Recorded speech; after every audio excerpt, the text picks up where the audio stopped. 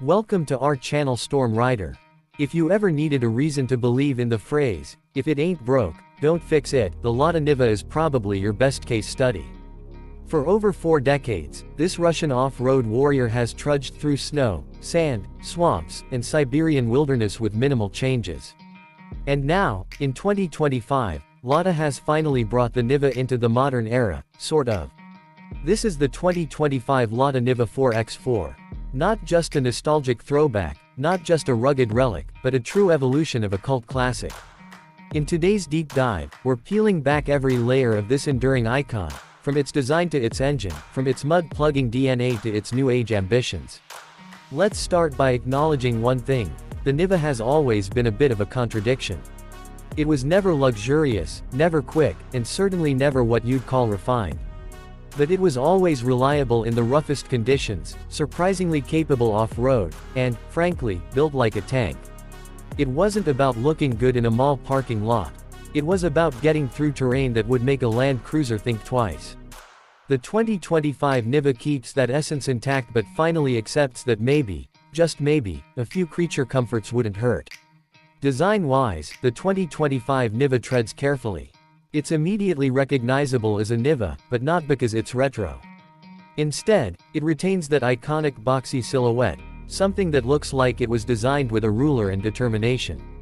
But there are clear modern touches: LED headlamps with integrated DRLs that give it a fresh stare, subtly flared wheel arches, more sculpted bumpers, and a slightly wider stance that gives it more visual authority. It's still small by SUV standards, barely larger than a compact hatchback, but that's part of its charm. It's built for tight trails and narrow backroads, not sprawling American highways. The proportions are familiar, but the details are new. A revised grille now carries a sleeker version of the Lada badge. The front bumper has improved approach angles, and skid plates come standard on most trims. Along the sides, plastic cladding gives it a rugged look and added protection, while the rear is simple, almost agricultural, with vertical taillights and a rear-mounted spare wheel that screams, "I'm ready for anything."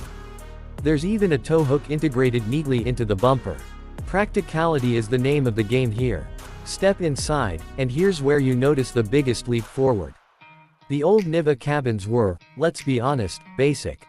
Hard plastics, bare metal, exposed screws. The 2025 model still doesn't pretend to be a luxury SUV, but it's no longer an ergonomic nightmare. The dashboard is new, and dare I say, stylish in a minimalist way. Soft touch materials exist in the right places, there's actual insulation so you don't hear every pebble under the tire, and the seats have better bolstering and height adjustment. Even the driving position is more car-like, which helps reduce fatigue during long drives. But the highlight here is the technology. You now get a 7-inch touchscreen infotainment system that supports Android Auto and Apple CarPlay. The UI is basic, but responsive. There's a digital driver display, Bluetooth connectivity, USB-C ports, and even heated seats and steering wheel on higher trims. Climate control is still manual, but effective. This isn't a tech showcase like a Tesla, but it finally brings the Niva into the 21st century without losing its functional roots. Under the hood, we're dealing with some pretty interesting decisions.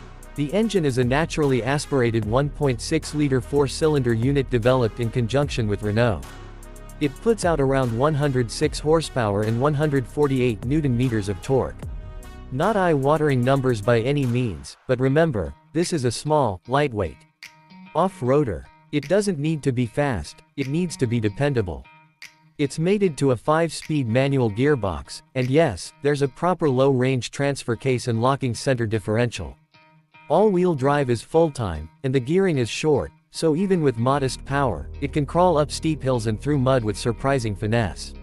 For the more adventurous among us, Lada also offers a 1.3-liter turbocharged engine option with closer to 125 horsepower and more torque across the rev range.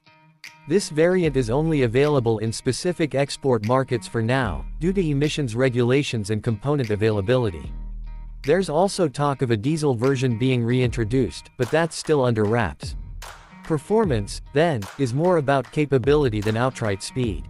The 0 to 100 km/h time, around 15 seconds. Not impressive, but not important. What matters is the 220mm ground clearance, 50-degree approach angle, and weighting depth of 500mm.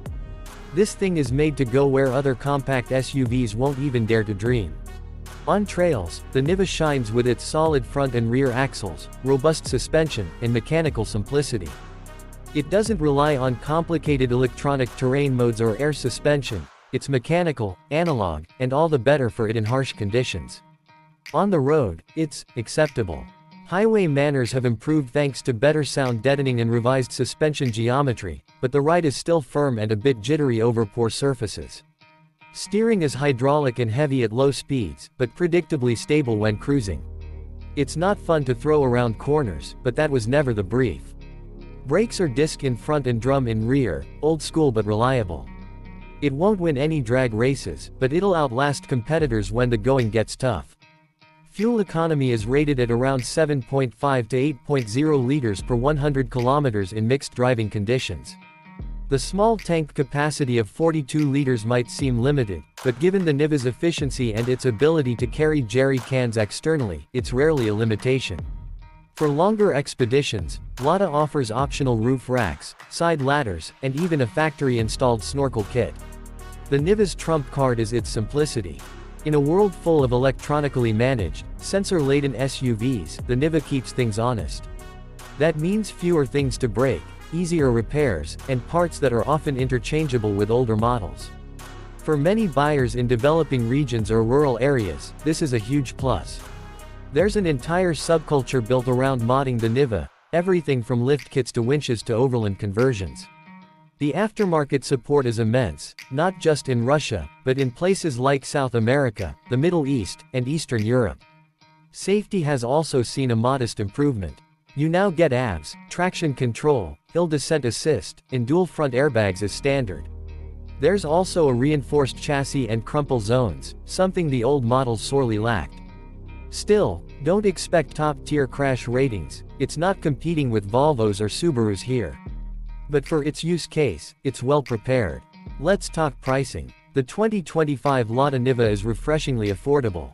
In its home market, it starts around $14,000 USD equivalent, with fully loaded versions peaking at just under $20,000.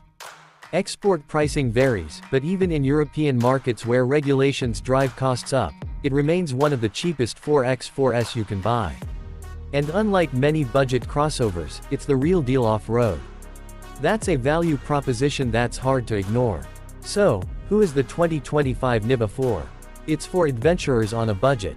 It's for rural users who need something tough, simple, and dependable. It's for enthusiasts who want a blank canvas to build the ultimate overland rig. It's not for tech snobs or status seekers. It's not for those who prioritize comfort over capability. But if you want something honest, raw, and surprisingly competent, the Niva delivers in spades. It's also worth noting the cultural relevance of the Niva. This isn't just a vehicle, it's a symbol. In many parts of the world, it represents resilience, practicality, and self-reliance. There are Nivas from the 80s still running today in remote villages. Few vehicles can claim that kind of legacy. The 2025 model embraces that heritage while making just enough modern updates to stay relevant. To wrap things up, the 2025 Lada Niva 4x4 is not perfect, and it never pretended to be. But it is authentic, rugged, and built for a purpose that hasn't changed since 1977. It's the kind of vehicle that feels just as at home in a forest trail as it does in a farmer's backyard. It's a vehicle you bond with, tinker with, rely on, and grow to love, not because it pampers you, but because it earns your respect every single time you drive it. If you're looking for a sanitized, city-slick crossover with digital dashboards and 100 sensors, look elsewhere. But if you're looking for a machine that will stick with you through thick and thin, then the Niva is still very much the legend it always was. The world may have changed, but the Niva hasn't forgotten why it was made. Let us know in the comments, would you choose this over a Jimny? Or maybe even a Duster? And if you've owned or driven a Niva before, share your stories below. Thanks for watching, and we'll see you in the next one.